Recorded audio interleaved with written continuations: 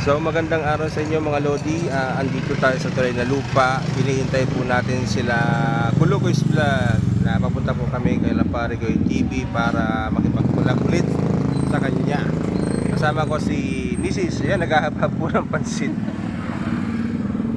Ayan, kasi ano po, di ba po nag-aalmusal? Alas 7 po ng umaga. Ayan, inagahan po namin para makauwi ng maaga rin po. Nandito po tayo sa Tulay na Lupa. Ito po yung dati ko pong eskwelahan. Ayan. Waiting tayo doon kay Kulukoy's Vlog. Wala pa po. Nauna tayo sa lugar. Ayan. Tulay na Lupa. Tapos papunta po tayo ng bahay. Tapos ewan ko, marami silang baon na pang content.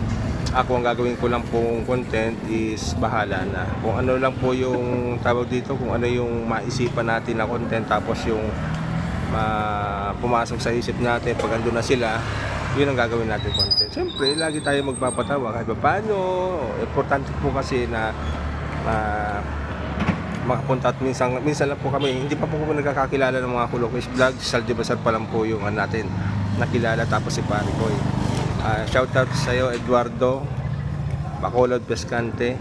Ayan, balik kami dito kaso wala ka. Kaya si Paricoy ang aming collab ngayon.